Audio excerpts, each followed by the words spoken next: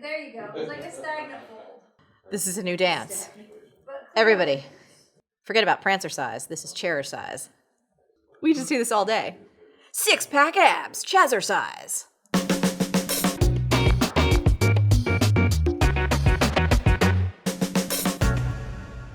Hey, it's Marie Forleo, and you are watching Marie TV, the place to be to create a business and life you love so much. And today, it's Q&A Tuesday. That's right. Today's question comes from E. And she writes, "Hello, Marie. I hope this message finds you well. My question is, how do I effectively get my point across to others and have it taken seriously? It seems as though I'm speaking Greek or something. I send emails, I speak up in meetings, and I'm ignored. My intention is to provide solutions to problems with innovative ideas in order to reach and/or exceed goals. This is not just in my work life, but also in my personal life. It's frustrating that I can't get through to those I care about. I would love to hear your perspective. Sincerely, E." Great question, E. So let's start off by recognizing that there's two categories here: things you can control and things you can't. In the camp of things you can't, you have to recognize that no matter how brilliant your ideas are, there's always going to be some people who just have no interest in hearing about them. This is true for both in your work life and in your personal life. So it doesn't matter how great your ideas are or how wonderful of a communicator you are, you cannot make someone listen to your ideas if they're just not interested. Now, let's move on to the more fun category, things we can control. Like it or not, we all have communication patterns that undermine our power and authority. I have them too, and I'm always trying to keep an eye out to form better habits because making some small tweaks in the way that we communicate can make a world of difference in making sure that we're taken seriously. So while this list isn't exhaustive, it'll really help you become a more powerful and persuasive communicator. Number 1 is don't use too many fancy words. Why? Because it obscures your message and it also weakens the chance that you're going to be understood and taken seriously. Here's an example. Individuals consciously recognize it when you are attempting in an overly strenuous way by utilizing complex verbiage to impress upon them that you are intelligent and/or sophisticated. In other words, people know when you're trying too hard to sound smart. You even danced on the edge of it a little bit in your question when you wrote, "My intention is to provide solutions to problems with innovative ideas in order to reach and/or exceed goals." Right there, you went from sounding like a totally relatable human being to sounding like a business robot. So when in doubt, use simple words and get right to the point. Number 2 is lose the dumb disclaimer. So you know this one, right? We all start off a sentence by saying, well, this might be dumb, but, or this might be silly, but, or this might be way off base, but. Basically, we use the dumb disclaimer anytime that we're not sure about what we're about to say, or as a preemptive move if we think that other people aren't going to like it. We figure if we call it dumb before anyone else does, the rejection will hurt less. But the truth is, all that disclaimer does is undercut your power, so stop doing it. Instead, you want to try something neutral like, how about this idea? Or what about this? Number 3 is turn yeah, but into yes, and.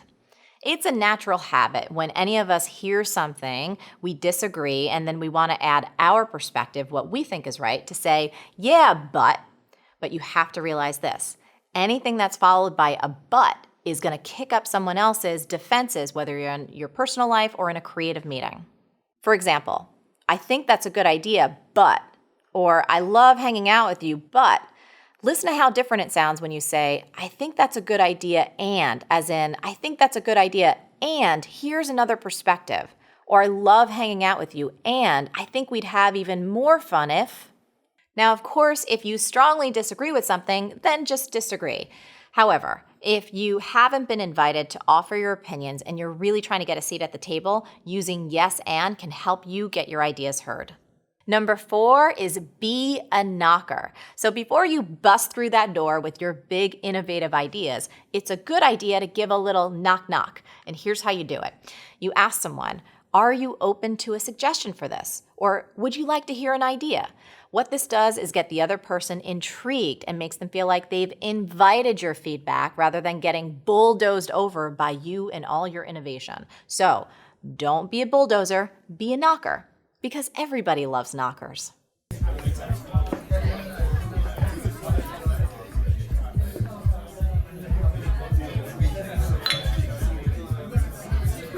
Number 5 is follow up. So if you share an idea with the team or you send out a proposal, make sure you follow up. Most people are so busy. I know I am, and I'm so grateful when people take the initiative and move things ahead. So when you do follow up, don't be mousy about it and don't say anything like this.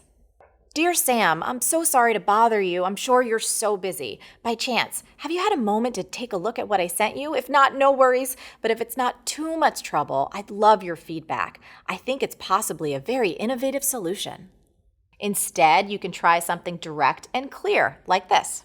Hi, Sam. I'm following up on the proposal I sent you last week on a strategy for our social media content. In case you missed it, I'm attaching it again, and I'd be happy to walk you through it.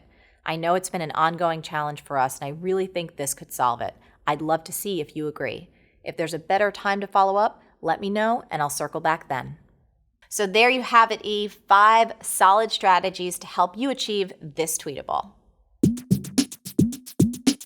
Communicate powerfully, and you'll be taken seriously. That was my A to your QE. I really hope it helps. Now, I would love to hear from you. Have you ever struggled to be taken seriously? If so, what specific change in your communication or approach made the biggest impact? Tell me in the comments below. Now, as always, the best discussions happen after the episode over at marieforleo.com, so make sure you go there and leave a comment now. Did you like this video? If so, subscribe to our lovely channel. And I would be so grateful if you shared this with your friends. And if you want even more resources to create a business and life that you love, plus some personal insights from me that I only talk about in the email, come on over to marieforleo.com and sign up for email updates. Stay on your game and keep going for your dreams because the world needs that special gift that only you have. Thank you so much for watching, and I'll catch you next time on Marie TV. Ready to find your voice and sell with heart? We'll show you how. Get started now with our free writing class at thecopycure.com. Side effects include enlarged profits.